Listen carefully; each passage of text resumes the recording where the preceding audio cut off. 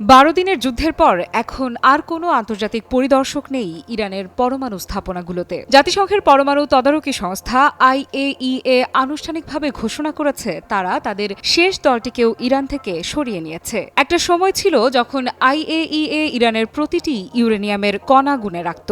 এখন সেই ব্যবস্থার ভেতর ভয়ঙ্কর অজানা। এই সংকটের সূচনা 13 জুন যখন ইসরায়েল সরাসরি হামলা চালায় ইরানের 3টি ইউরেনিয়াম সমৃদ্ধকরণ স্থাপনায়। যুক্তরাষ্ট্রও অংশ নেয় এই হামলায়। এরপর থেকেই IAEA এর কর্মীরা ঢুকতে পারেননি ইরানের পারমাণবিক স্থাপনাগুলোতে। IAEA প্রধান রাফায়েল গ্রসি অনেকবার বলেছেন, আমার প্রধান অগ্রাধিকার ইরানে ফিরে যাওয়া, কিন্তু বাস্তবতা বলছে তারা ফিরছেন না, তারা চলে গেছেন। 4 জুলাই IAEA এক্স পোস্টে জানায় একটি পরিদর্শক দল নিরাপদে তেহরান থেকে বের হয়ে ভিয়েনা ফিরে গেছে। তারা যুদ্ধের পুরো সময় জুড়ে তেহরানেই ছিল। কূটনৈতিক সূত্র বলছে যুদ্ধের সময় ইরানে মাত্র হাতে গোনা কয়েকজন পরিদর্শক ছিলেন যাদের সুরক্ষা নিয়ে সংস্থার মধ্যেই আশঙ্কা ছিল। বিশেষ করে ইরানের সংবাদ মাধ্যম ও রাজনীতিকেরা যেভাবে IAEA এর বিরুদ্ধে ক্ষোভ উগরে দিয়েছেন তা একেবারে নতুন মাত্রা এনেছে। কারণটাও স্পষ্ট।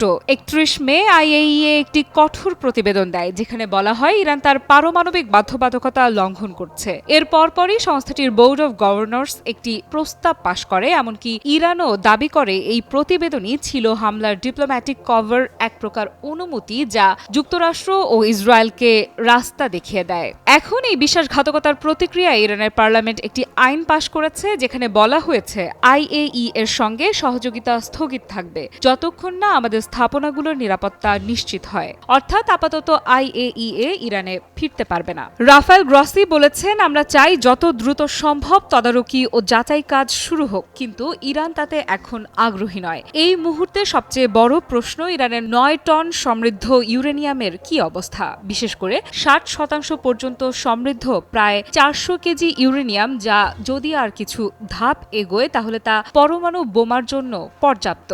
IAEA নিজেই বলেছেন এত উচ্চমাত্রার সমৃদ্ধকরণ কোনো দেশ করে না যদি না তার বোমা তৈরির উদ্দেশ্য থাকে।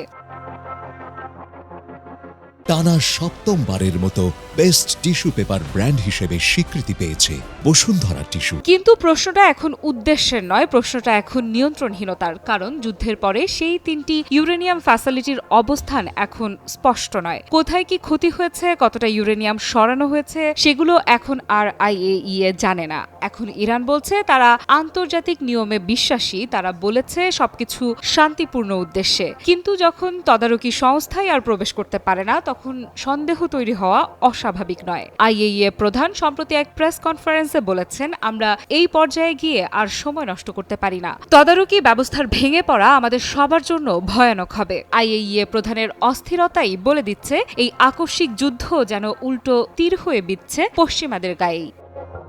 আফরিদা ইফরাত, নিউজ 24।